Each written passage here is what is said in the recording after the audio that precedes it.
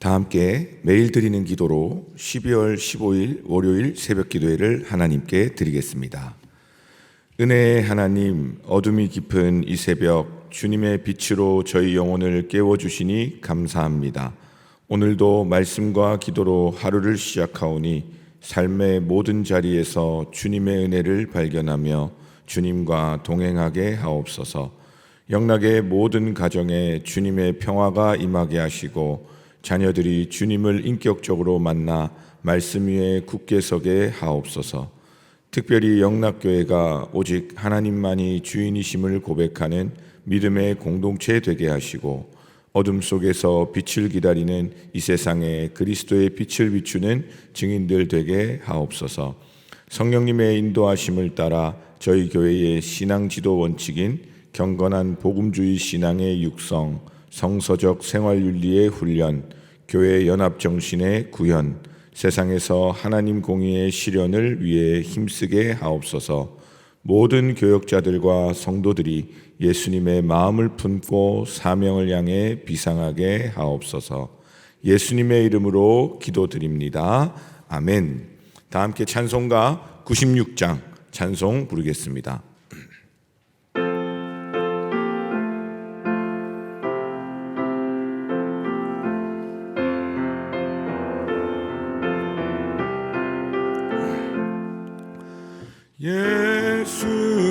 예수님은 누구신가?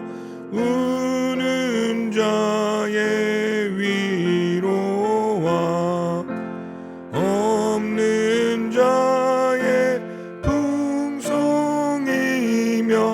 천한 자의 높음과 잡힌 자의 노임되고 우리 기쁨 되시네. 예수님은 누구신가? 약한 자의 강함과 눈먼 자의 빛이시며 병든 자의 고침과 죽은 자의 부활되고 우리 생명 되시네. 예수님은 누구신가? 주한 자의 정함과 죽을 자의 생명이며 죄인들의 중보와 멸망자의 구원되고 우리 평화 되시네. 예수님은 누구신가? 온 교회의 머리와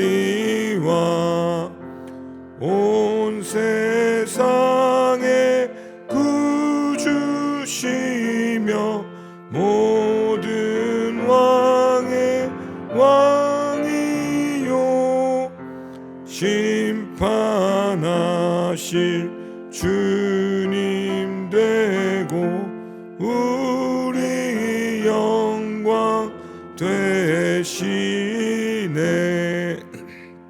아멘. 오늘 저에게 주신 하나님의 말씀은 신약성경 히브리서 2장 18절 말씀입니다. 오이코스 본문은 히브리서 1장에서 3장까지 말씀이고 오늘 본문 말씀은 히브리서 2장 18절 말씀 다 같이 한 목소리로 합독하겠습니다. 시작. 그가 시험을 받아 고난을 당하셨은즉 시험 받는 자들을 등이 도우실 수 있느니라. 아멘. 오늘도 하나님 전에 나와 예배하시고 하루를 시작하신 우리 사랑하는 성도님들의 삶에 능히 도우실 수 있으신 예수님께서 우리 사랑하는 성도님들 한 분 한 분의 피난처가 되어주시고 요새가 되어주시고 또 우리가 남몰래 눈물 흘릴 때에 우리의 눈물을 닦아주시고 위로자 되어주실 수 있기를 간절히 축복합니다. 이제 오늘부터 금요일까지는 히브리서 말씀을 보게 됩니다. 그래서 히브리서 말씀을 이제 5일에 걸쳐서 보게 되는데 저는 개인적으로 히브리서 말씀 굉장히 좋아하는 편입니다. 여러 가지 이유가 있겠지만 특별히 히브리서는 이제 발신인이 명확하지는 않습니다. 그런데 수신인은 이제 유대인 기독교인들, 박해 가운데 있는 기독교인들에게, 그리스도인들에게 모든 율법 그리고 천사, 어떤 구약에 나오는 위대한 모세, 그런 어떤 인물하고도 비교할 수 없는 새 언약 중보자 되시는 우리의 가장 큰 대제사장 되시는 예수 그리스도를 설명하고 있습니다.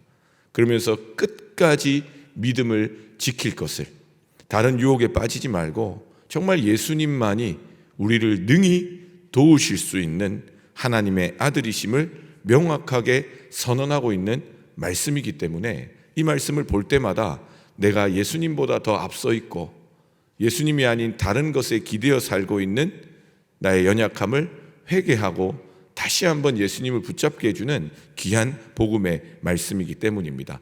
그래서 간절히 축복하기는 이 히브리서의 말씀을 통해서 우리 성도님들과 또 우리 성도님 기도하시는 기도의 자리와 또 사랑하는 가족들 또 관계하는 모든 관계에서 다른 것이 우선되는 것이 아니라 나의 도움 되시고 나의 전부 되시는 예수 그리스도의 이름이 이 귀중한 대림절기에 주님의 오심을 기다리면서 하나님의 은혜로 그 마음의 십자가로 분명히 새겨지시는 귀한 복된 날 되실 수 있기를 축복합니다. 오늘 본문은 그런 차원에서 분명하게 이야기합니다. 히브리서 2장 18절 말씀 제가 다시 한번 읽어드리겠습니다. 그가 시험을 받아 고난을 당하셨은즉 시험 받는 자들을 능히 도우실 수 있느니라. 사람은 태생적으로 도움이 필요합니다. 그죠? 이번 주에도 우리 3040 세대 중에 이렇게 아기들 안고 이렇게 보면요, 이 아이들 너무 이쁘고 사랑스럽고 정말 존귀한 존재이지만 도움이 필요합니다. 안 도와주면 하루도 살아갈 수 없는 연약한 존재로 우리의 인생은 다 출발했습니다. 그럼 이제 중간에 좀 살만하면, 이제 좀 어른이 되고 좀 커가면 도움이 필요 없을까? 사람은 절대로 혼자 살 수가 없지요. 그리고 나중에 우리가 좀 나이가 들고 또 이렇게 몸이 약해지고 하면 또 이제 자녀들이나 주변 이웃들로부터의 도움이 필요합니다. 이번 주 중에도 홀로 이제 사시는 한 권사님, 이제 자녀들은 다 미국에 있는데 아침 저녁으로 권사님한테 안부 전화를 한대요. 그러면서 사위가 아들같이 이렇게 잘 돌보는 그런 권사님이셨는데 사위가 그러신 거예요. 날씨가 너무 추우니까 교회 나가지 말고 온라인으로 예배를 드리라고 한 거예요. 제가 그 사위를 만나봐서 아는데 이렇게 믿음이 없는 사이가 아닙니다. 그런데 이제 걱정이 돼서 홀로 계신 어머니. 근데 우리 권사님 어떻게 하셨을까요? 사위 몰래 교회에 나왔다고 저한테 자랑하시더라고요. 지들이 미국에 있는데 뭘 알겠어 이러면서. 근데 다 저도 걱정되는 마음이 있습니다. 그런데 주님의 전을 사모하고 나오시는 거죠. 그러면서 걸음걸음마다 무리변 편찬하시고 이럴 때는 또 옆에 이렇게 짚기도 하고 또 자매신데 같이 자매가 서로 부축해서 걷기도 하고, 그 다음에 자녀들이 오면 꼭 자녀들이 그렇게 엄마를 이렇게 돌보면서 그렇게 살아가는 모습을 볼 때 참 우리의 인생은 근원적으로 도움이 필요한 창조물로 하나님이 지으셨구나. 그런데 여러 가지 도움들이 우리에게 필요하고 적재적소에 딱 알맞게 주어질 때도 있지만 우리의 인생의 가장 중요한 도움은 무엇일까 생각해 보면 나의 도움 되시는 하나님. 시편 121편을 제가 읽어드릴게요. 너무 유명한 말씀이잖아요. 내가 산을 향하여 눈을 들리라. 나의 도움이 어디서 올까? 나의 도움은 천지를 지으신 여호와에게서로다. 그 도움이 어떤 도움이냐면요, 아까 말씀드린 대로 가족들이나 나를 도와주는 누군가는 있다가도 없고 또 내가 필요할 때는 또 없을 수도 있는 연약한 부분들이 있지만 우리 천지를 지신 하나님의 도움은요, 3절에 여호와께서 너를 실족하지 아니하게 하시며 너를 지키시는 이가 졸지 아니하시리로다. 이스라엘을 지키시는 이는 졸지도 아니하시고 주무시지도 아니하시리로다. 여호와는 너를 지키시는 이시라. 여호와께서 너의 오른쪽에서 너의 그늘이 되시고 낮에 해가 너를 상하게 하지 아니하며 밤에 달도 너를 해치지 아니하리로다. 여호와께서 너를 지켜 모든 환난을 면하게 하시며 또 내 영혼을 지키시리로다. 여호와께서 너의 출입을 지금부터 영원까지 지키시리로다. 아멘. 저도 10살 아들 밤낮으로 도와달라고 그럽니다. 외동이라서 제가 잘못 키웠는지 모르겠는데 엄마는 안 그렇게 하는데 이 아빠는 또 자주 못 만나다 보니까 사소한 부탁이라도 다 들어주고 싶은 거예요. 저는 어제 저녁에 어떤 부탁까지 들어줬느냐, 본인이 화장실 가는데 무섭다고 옆에 있으라 그래가지고, 저희가 사는 동네가 여러분들 어릴 때처럼 화장실이 밖에 있다거나 그런 게 아닙니다. 불 켜면 다 화나고 한데도 새벽에 화장실 갈 때는 꼭 저를 깨워서 옆에 세워놔요. 그런데 같이 서 있다가 저도 졸려가지고 미끄러져 넘어질 뻔했습니다. 걸어가다가. 그러니까 같이 제가 도움이 돼서 걸어가더라도 때로는 그런 일이 있어서는 안 되지만 같이 실족할 수도 있고 어려움을 겪을 수도 있는 것입니다. 그러나 하나님의 도우심은 실족치 않게 하시며 우리의 창조물 중에 위대한 창조물로 여겨지는, 우리가 가까이 가볼 수도 없는 해와 달도 우리를 상하지 못하게 하시는 하나님의 도우심이 오늘 우리 가운데 예수 그리스도의 이름으로 성령 하나님의 임재 가운데 주어져 있다는 놀라운 복음인 것입니다. 그리고 더 나아가서요, 오늘 본문에서는요, 예수님께서 우리와 같이 시험을 받으셨대요. 그렇기 때문에 우리가 시험 가운데 처해져 있어서 내가 정말 내 힘으로 해결할 수 없는 인생의 난제들과 고비 앞에서 눈물이 아니고서는 아무것도 해결할 수 없는 그 절박함 가운데서 누가 도우실 수 있다고요? 예수님께서 도우실 수 있습니다. 능히 도우실 수 있는데 어떻게 도우시냐? 그냥 동떨어진 어떤 존재로서 우리를 돕는 게 아니라 우리를 이해하시는 거예요. 나를 지으시고 나를 태초부터 예정하신, 나를 향한 분명한 계획을 가지신 하나님께서 우리를 공감하신다는 겁니다. 십자가에서 물과 피 다 내어 쏟으심으로 인간이 당할 수 있는 가장 아픔과 고통과 눈물의 자리, 제자들 다 떠나보내는 배신의 자리, 저주의 자리 홀로 남겨지심으로 그 모든 사망 권세를 이기시고 부활하심으로 우리를 도우실 수 있다는 것입니다.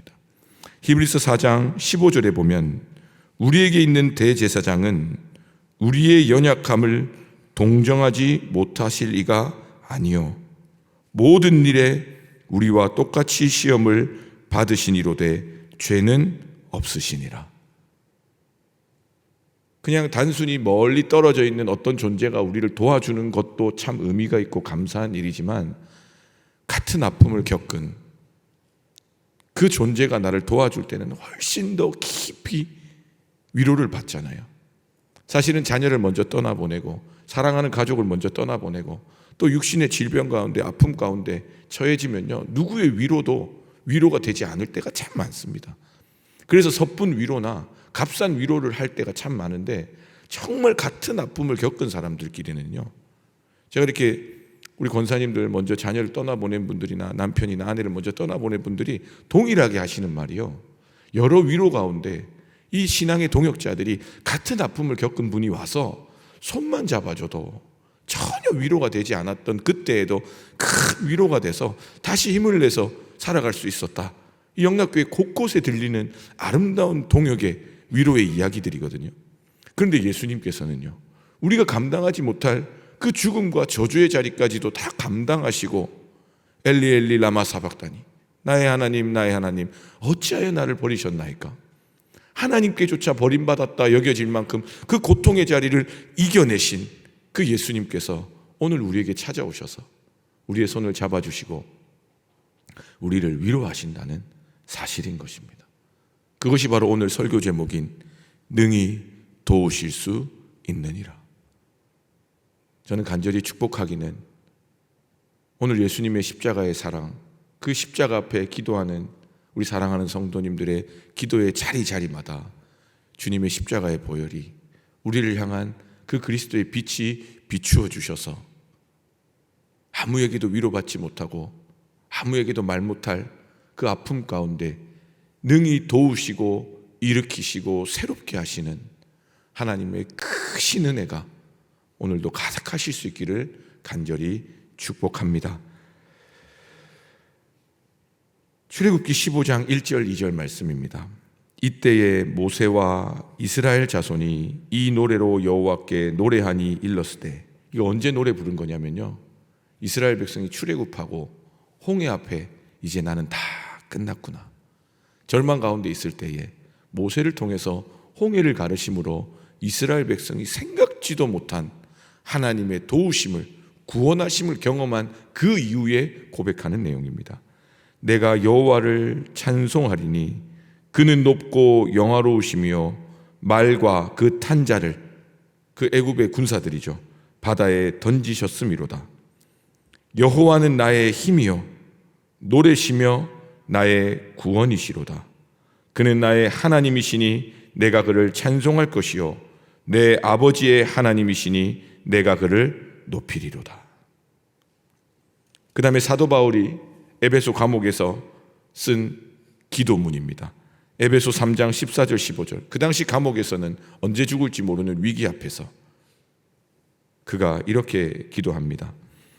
이러므로 내가 하늘과 땅에 있는 각 족속에게 이름을 주신 아버지 앞에 무릎을 꿇고 비노니 그의 영광의 풍성함을 따라 그의 성령으로 말미암아 너희 속사람을 능력으로 강건하게 하시오며 믿음으로 말미암아 그리스도께서 너희 마음에 계시게 하시옵고 너희가 사랑 가운데서 뿌리가 박히고 터가 굳어져서 능히 모든 성도와 함께 지식에 넘치는 그리스도의 사랑을 알고 그 너비와 길이와 높이와 깊이가 어떠함을 깨달아 하나님의 모든 충만하신 것으로 너희에게 충만하게 하시기를 구하노라.